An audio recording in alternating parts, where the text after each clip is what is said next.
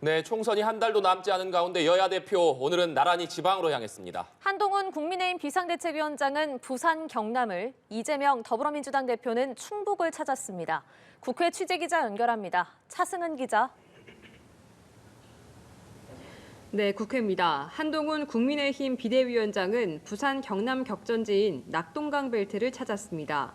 현재 민주당이 현역인 부산 북갑, 사하구, 경남 김해을 지역에서 국민의힘 후보 지원에 나선 겁니다.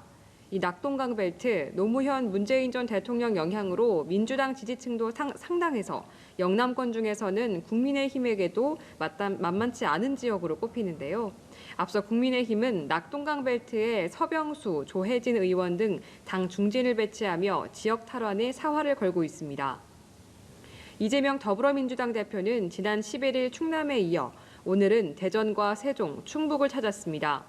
이 대표 지역을 다니면서 매일같이 정권 심판론을 부각하고 있는데요. 오늘도 대전에서 R&D 예산은 대전의 민생이라며 이 정권이 폭력적인 R&D 예산 삭감으로 대전의 오늘과 내일을 파괴했다고 강하게 비판했습니다. 오후에 방문할 충북 청주에서는 오송 지하차도 참사 유가족을 만나고 합동 분향소에 참배하며 정부의 실정을 강조할 전망입니다.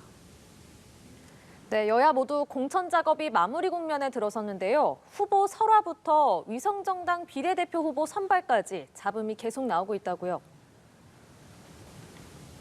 그렇습니다. 더불어민주당이 서울 강북을에 공천한 정봉주 전 의원, 목발 경품 발언 논란에 다시 한번 고개를 숙이면서 자숙을 위해 당분간 선거운동을 중단하겠다고 밝혔습니다. 이재명 대표는 대전 유세 현장에서 정치인들은 자신의 모든 행위에 대해 책임져야 한다며 국민의 눈높이에서 사안을 바라보겠다고 했는데요. 사태가 일파만파 커지고 있어서 일각에서는 정 전 의원의 공천이 취소될 수도 있다는 관측도 조심스럽게 나오고 있습니다. 민주당은 또 시민사회가 추천한 비례대표 후보를 두고 시민사회와 갈등을 빚고 있습니다.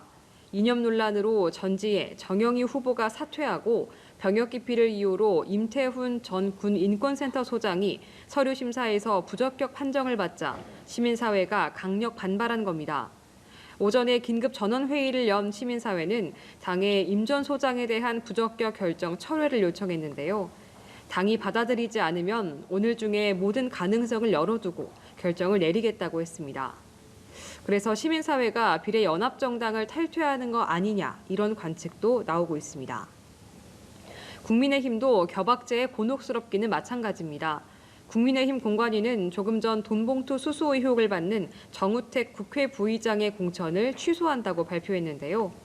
정용환 공관위원장은 정우택 부의장 의혹이 국민의힘이 강조해온 국민의 눈높이와 도덕성 기준에 미치지 못하는 사안으로 판단했다고 설명했습니다.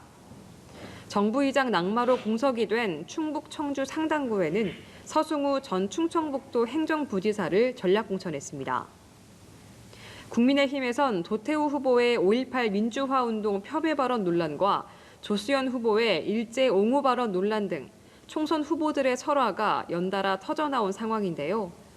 최상병 순직 사건 수사 외압 의혹으로 공수처 수사를 받던 이종섭 전 국방부 장관의 호주 대사 출국도 민주당의 정권 심판론 부각과 맞물리며 악재로 작용하는 양상입니다.